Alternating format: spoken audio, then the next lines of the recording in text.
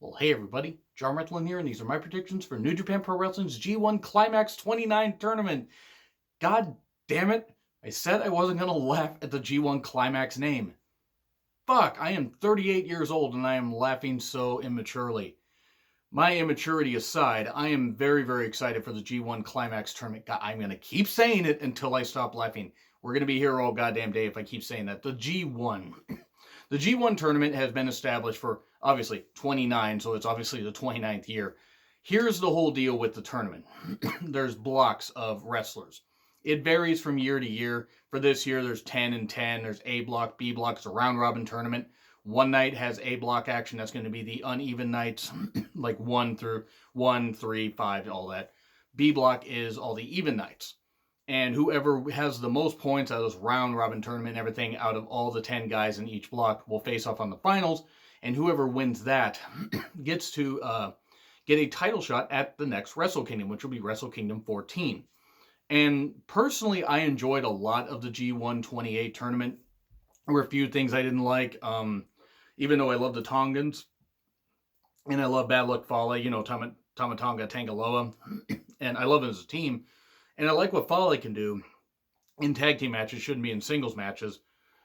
That the antics stuff and everything drug down the tournament, even though I understood the story they were trying to tell, it got old and really drug down some of the shows. And even when the matches were really, really good, it drug it down. Thankfully, hopefully, we've taken some of that out with this, even though there's one inclusion in this tournament I could do without. Now, I'm going to go first with a couple exclusions that I'm disappointed by. Minoru Suzuki, even though I get it, he is 51, maybe, even though the guy defies age, and the guy's incredible, and he's a fucking immortal, I swear to God. Even when he bleeds, he will not let it keep him down.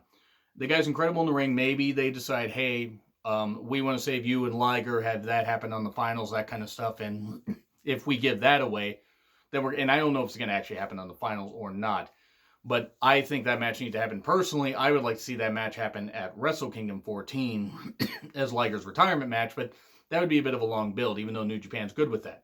So I'm disappointed. I get why Minoru's not in there. Maybe they don't want to take away his aura. Maybe he says it's time to start pushing the younger guys. Even though the guy is still incredible in the ring, he could probably wrestle for another 5 years if he really wanted to. Maybe he's decided kind of take a step back, kind of like Jushin Thunder Liger did, not being in the Best of Super Juniors tournament the last few years, despite the fact without him, there was no Best of Super Juniors tournament, even though there were some great Super Juniors around the world. He helped establish that as a great tournament. He and others, I'm not trying to say that others like Taka and others that they brought in from Canada and the US weren't really, really good as well. But maybe Minoru decided to take a step back. I don't really know. I'm not psychic. I don't want to put words in Minoru Suzuki's mouth. I don't want to speak for him because I don't want to die. I wanted to see him in there, though. I wanted to see Toa Henare in there, and Toa Henare should have been in this tournament in place of one other person that I'm going to get to here in a bit. I'm going to go through the A block and the B block really quickly after this, and I'm also going to give the matches that I'm most looking forward to from night 1 through 18. So this is going to be a bit of a long show, but bear with me. Try to keep it as interesting as possible, despite how insane I actually am. But I would love to know your guys' picks in the comments as well, and I'll plug that throughout the show. But please leave your picks in the comments. Leave some people you would like to have seen in the tournament. Now, I expected them to actually expand it to 12 and 12 and do 24 men and that kind of stuff, and not do 24 men, not like Sonny, from back in the Monday Night War days. But I digress. I expected them to expand it, maybe include some people. They didn't, and I get it. Only the best of the best. Maybe no filler, even though I don't think Suzuki or Henare would have been filler at all. I totally get why they did it.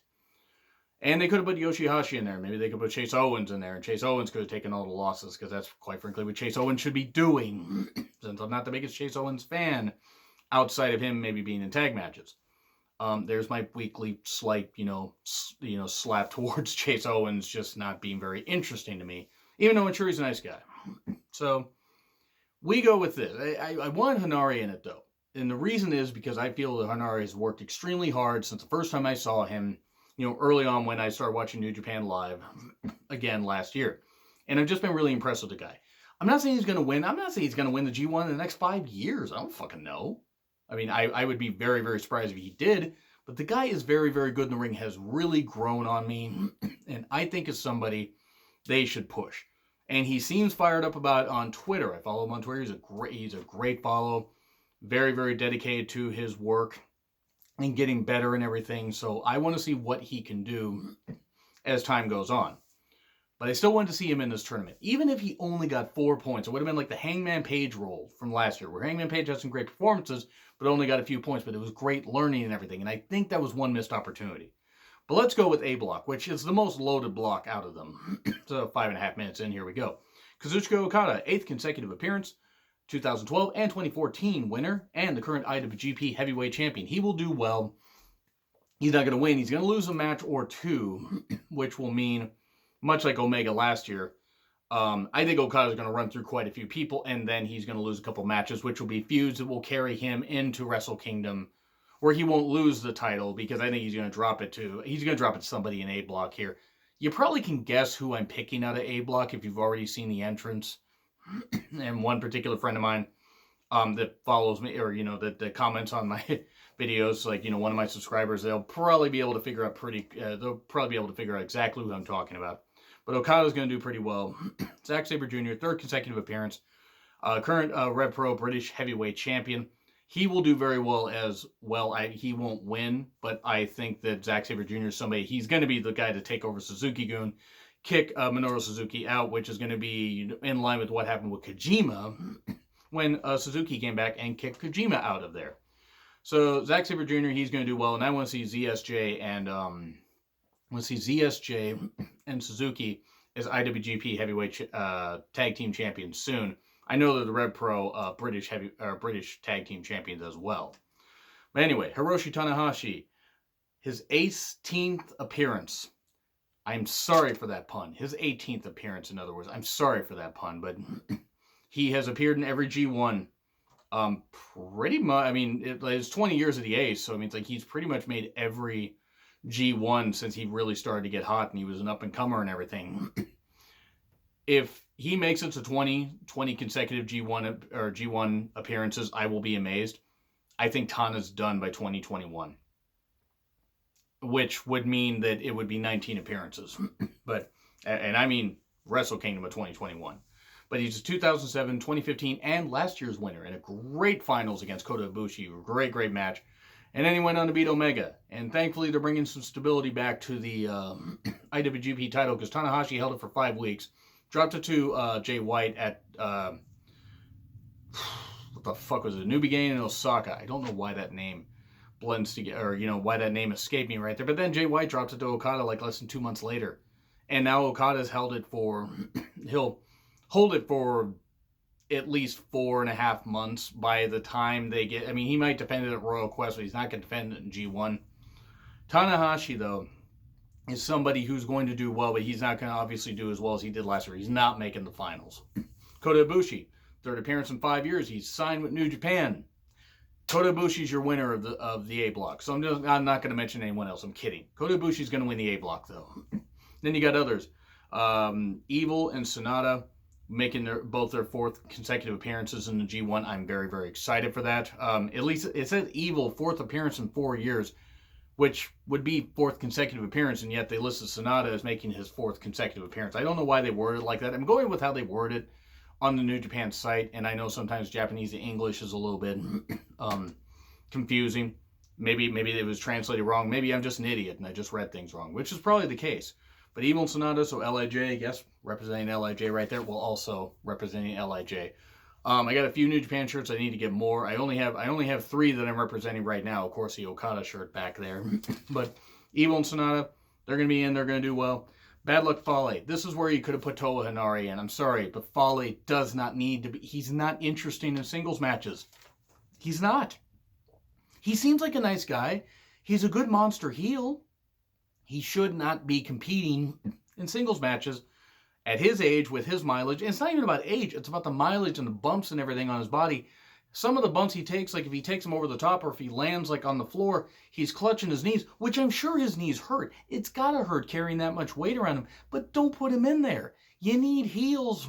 But for fuck's sake, put Toa in there. Somebody. I mean, for fuck's sake, I don't know who the fuck else you'd put in there, but Put Toa in there. I mean, Toa making, having 4 points or something like that would be something. It would be more interesting than putting Bad Luck Fale in there.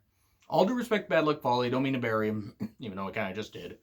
But yeah, I mean, don't put Chase in, Fale's role because Fale's actually interesting.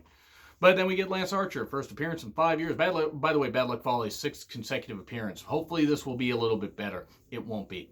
But yeah, Lance Archer, Davey Boy Smith Jr. left New Japan recently. That's unfortunate, but he wasn't happy with his role. Apparently, I mean, I don't know. I'm not one to spread rumors. That's just what I've read. If that's true, okay. Hey, best of luck to Davey Boy Smith Jr. Lance Archer, who is in his early 40s. Hey, this could be good for him. He's put on some better matches. Put on some good matches in New Japan Cup, the couple that he put on. So that's pretty cool. And then we get debuts. Kenta. Kenta will do very well. Kenta will not come close to winning the G1. Not close. He will do very, very well, though, because I don't know if he signed a contract or whatever. I don't know the contract situation. If he's just here to appear in the G1 and just have some good matches, that's fine. I'd be happy to see Kenta make more appearances, since I'd like to see the bad taste of what happened in NXT and 205 Live washed away from his career. Even though he did some good shit, the injuries and some of the bullshit they had him do really didn't work.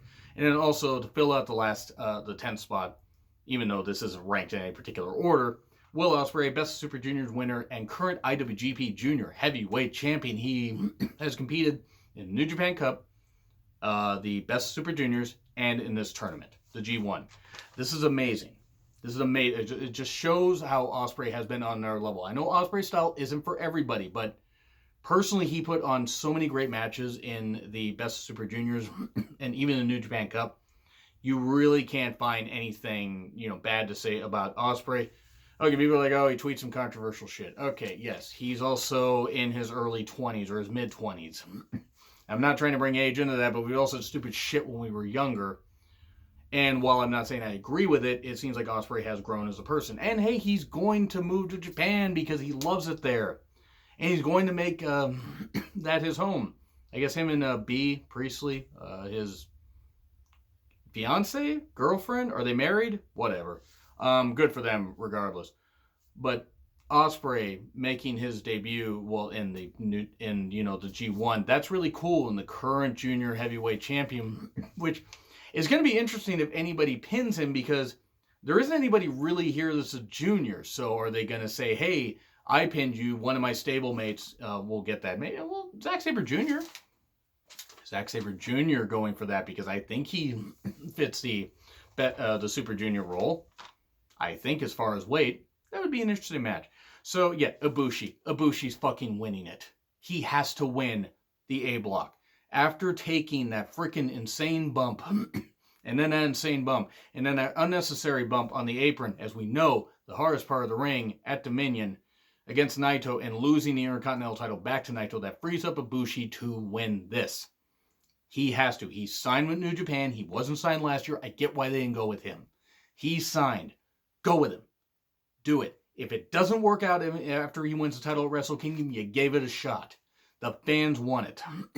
I'm not saying that others don't deserve to win it out of here. Certainly not Fale or anything. But yeah, Fale and Archer, I'm interested to see how he'll do. But yeah, it's like Fale in that tournament does nothing for me. I'm excited to see what Kenta can do also. But B block, it's going to be interesting to see what happens here. Because you have Tetsuya Naito, 10th consecutive appearance, the 2013-2017 winner, challenged Okada at Wrestle Kingdom 12 for the IWGP title.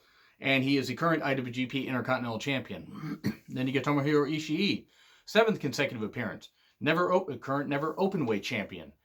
I love Tomohiro Ishii. He had the best performances out of the entire goddamn tournament last year, or at least bar none across the board, taking all his matches into account.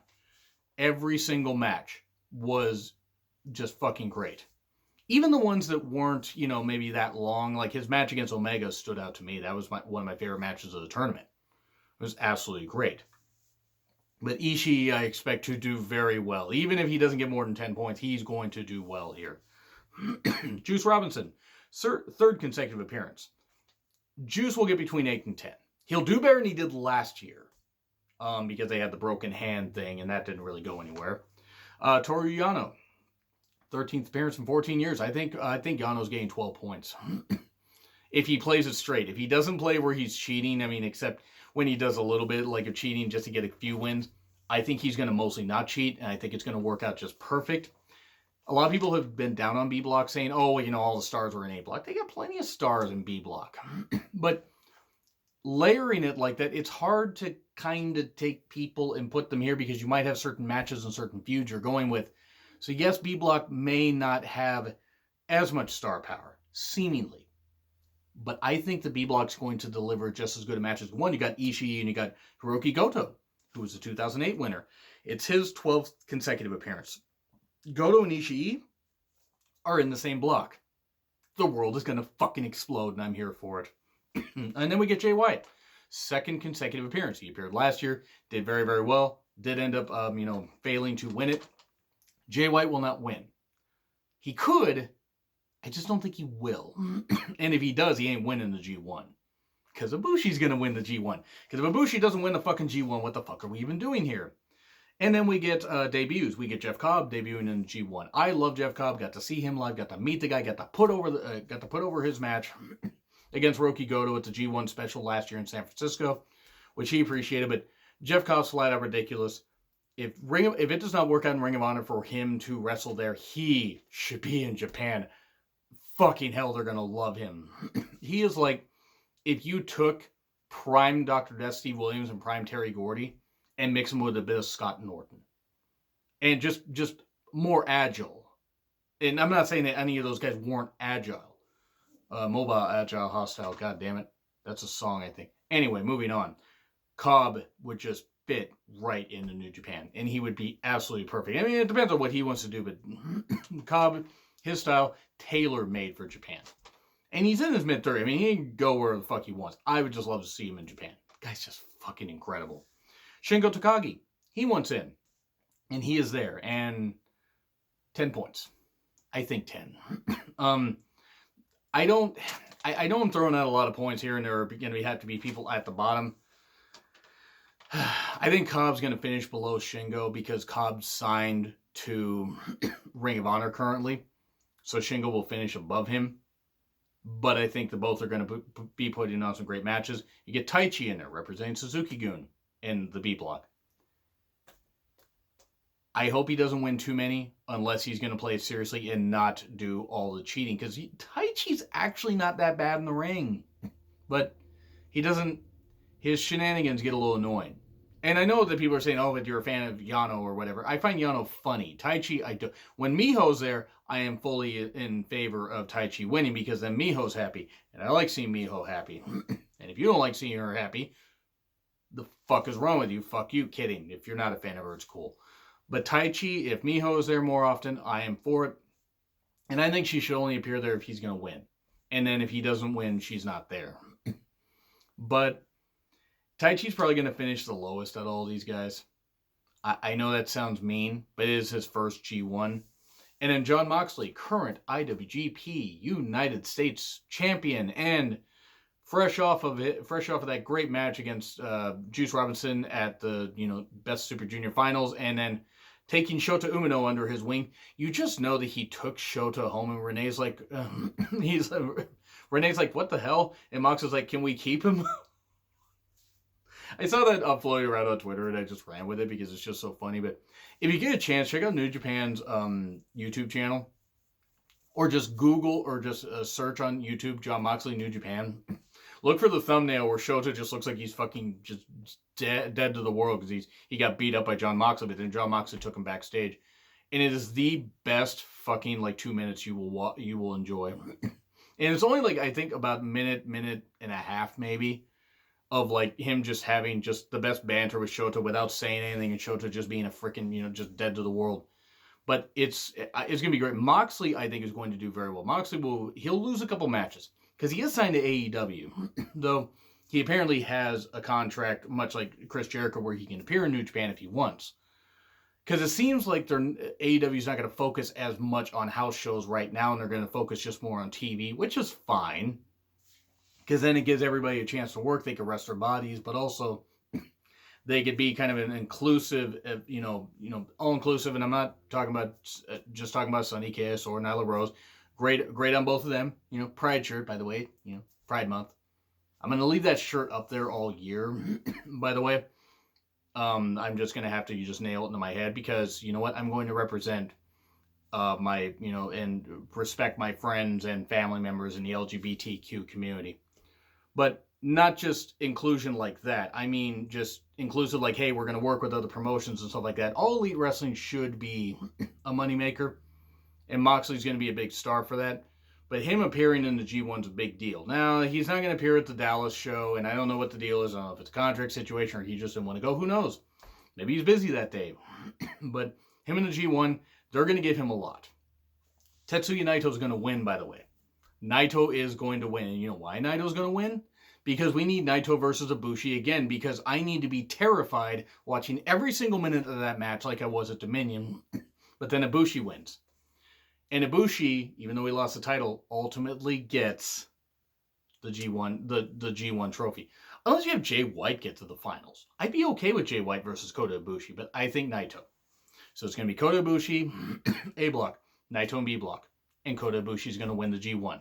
So those are my predictions. Now I have G1 matches that I want to see. And I went long on that. So let me go through some stuff. Night 1, it's A block action. This is going to be what's taking place in Dallas. I'm not going to go through the entire card. I'm just going to give the matches I'm looking forward to. There's 5 block matches every single night. Since it's 10 guys each block, that's 5 block matches a night.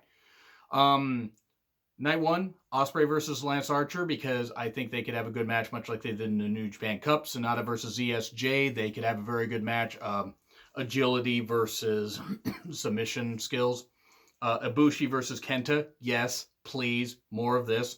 And Okada versus Tanahashi. Because you can't really go wrong with an Okada-Tanahashi match, even though they did them a little too much last year.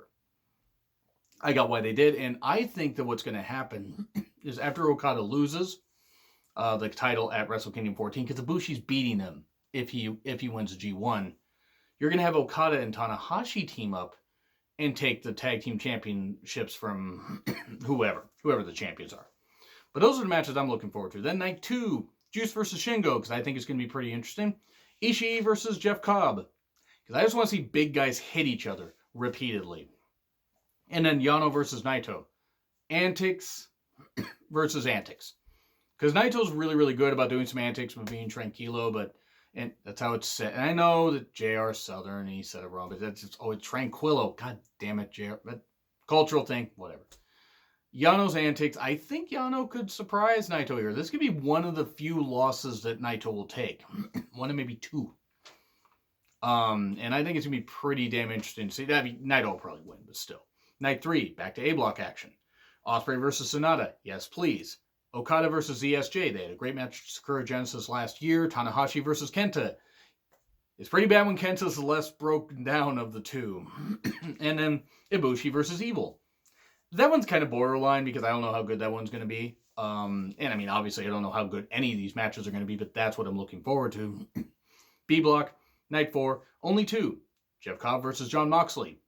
Yes, please, yes, more of that. And Tomohiro Ishii versus Jay White. It's going to be very telling how they book Jay White. If they book Jay White constantly cheating to just get to the finals, it's going to be a repeat of last year. If he's able to win more matches straight up, that's going to prove that he can win clean or dirty. It doesn't matter. And then we get to night 5, back to A block. Evil versus Sonata, because it's LIJ versus LIJ. Oh, that's going to be good. Tanahashi versus ZSJ. They had a great match at G1 Supercard. And also, did they face off in the New Japan Cup? I think they did. Oh god, they did. That's right. Fuck, they did. Because then Tanahashi lost to Ibushi. Wait, no. Tanahashi lost. Fuck. Tanahashi lost to beat ZSJ or whatever. Fuck, god damn it. I probably should have remembered that. I forget exactly what happened, but I know that Ibushi... I know Ibushi and Naito had a match and all that stuff and everything. And I know ZSJ did well. And then, oh yeah, Tanahashi prevented ZSJ from winning. And that happened. I'm sorry, folks. There's a lot of match results bouncing in my head. I apologize. I'm looking forward to it, as they've had good matches in the past. And Ibushi versus Will Ospreay. Who hates their neck more? Let's find out on night 5. Please don't die, guys. Please. You have It's like, Ibushi, you have Kenny to go back to. Whether they care or not, I don't care. And Ospreay, keep your neck safe, because B likes your neck being safe. And if you get that joke, I'm sorry. Climax, yes, more fun banter. Night 6, 3 matches. Back to B block. Yano versus Jay White. I think that's going to be pretty interesting. Goto versus Naito. Yes. And then we get Tomohiro Ishii and Jon Moxley. Yes, please. More of this. Night 7. Only 2 matches. Ibushi versus Sonata, as I think that's going to be pretty goddamn good. And then we get Okada versus Ospreay. They haven't had the best matches, but they've had really good matches. So they gotten better as time has gone on. Their match at what was it? The anniversary show last year was good, not great. But now that I think Ospreay's a more polished performer, put on a little muscle mass and everything, I think he could do pretty well. I think this will actually be a pretty good match. Okada's going to win. I think Ospreay will have some really good matches, but I wouldn't be surprised if he was slower on the totem pole.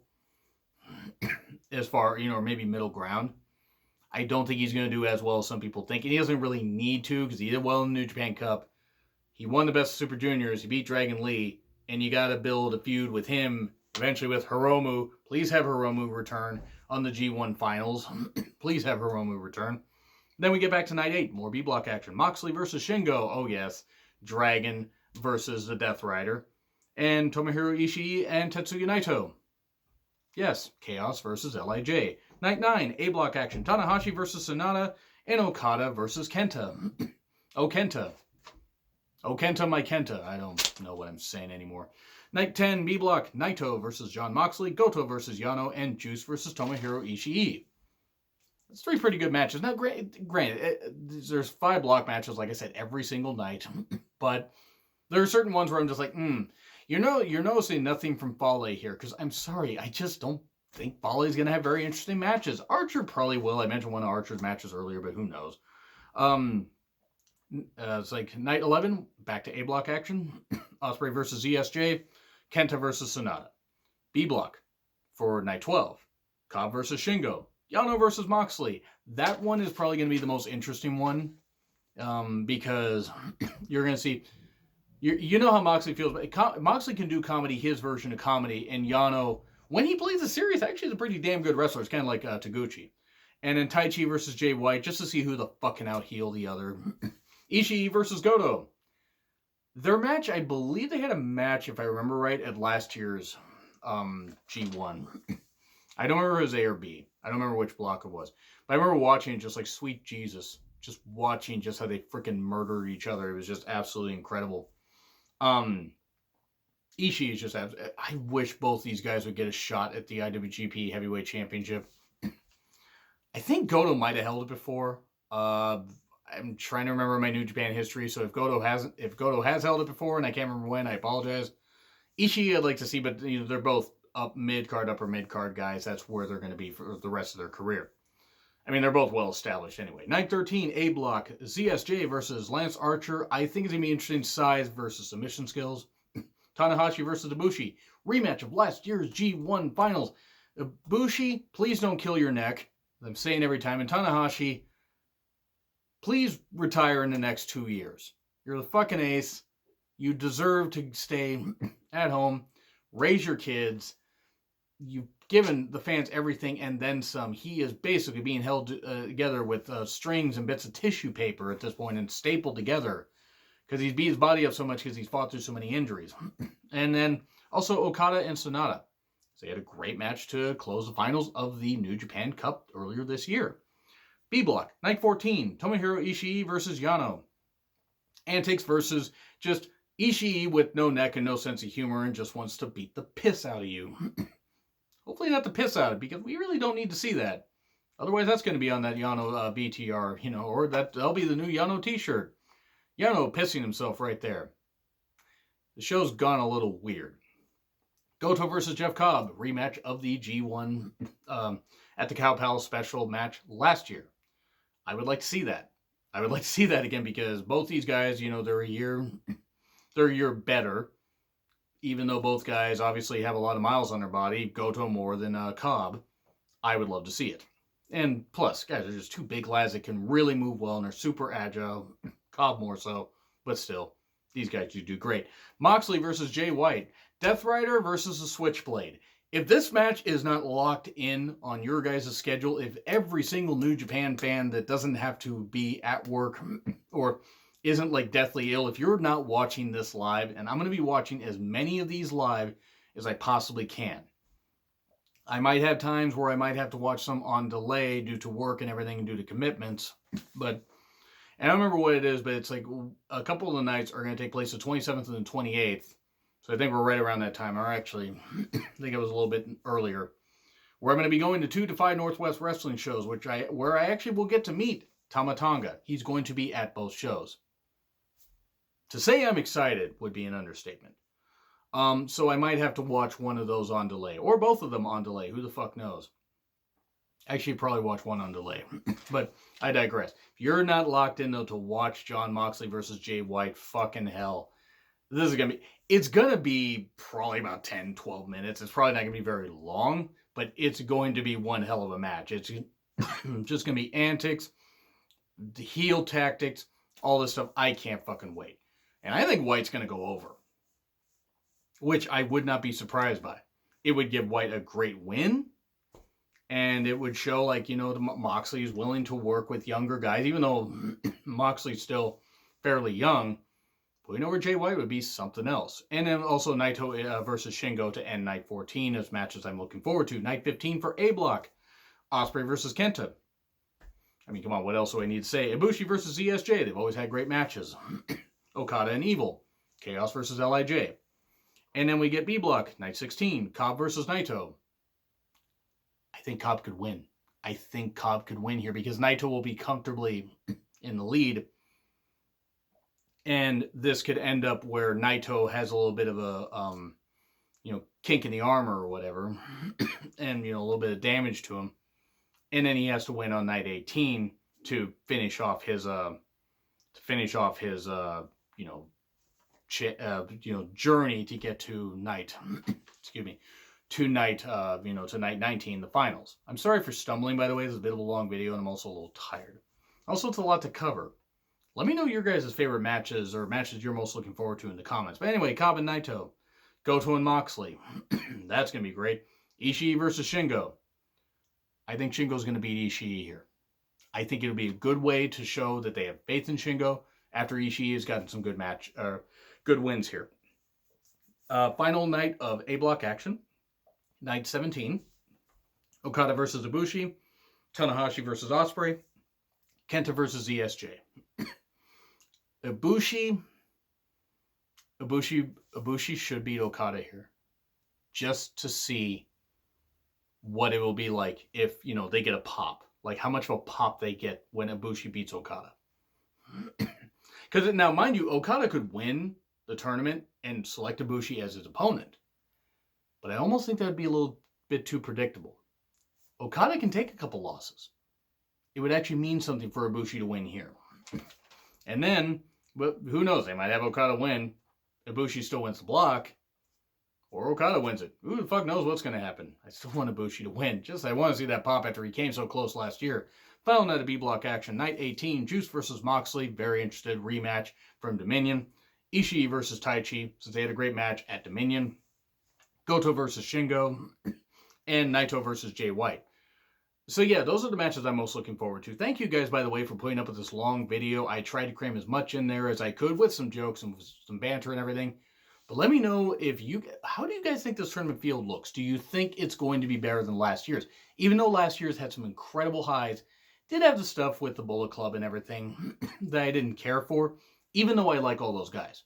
Especially Tama Tonga, Tangaloa, and Bad Luck Fale's good in tag matches. I just think that if we have less antics, we just focus straight on just having some damn good matches. You can have some shenanigans, build other feuds and everything. But maybe just focus where you're just going to have it on the action. And let's see what happens. But anyway, I'm very, very excited for the G1 Climax. God damn it. Gotta stop laughing at the Climax name. G1 Climax 29 tournament. It's a fucking smile that I get on my face every time. Anyway, I'm very, very excited for it. I will be reviewing as many of them live as possible. With every single review, I will update you guys for the next night how many I'm going to be, if I'm going to be able to review it live or you'll have to catch it on delay. Anyway, agree, disagree with what I said. Like, share, subscribe, Twitter handle in the description. I'm John Ritlin, twisting my head around.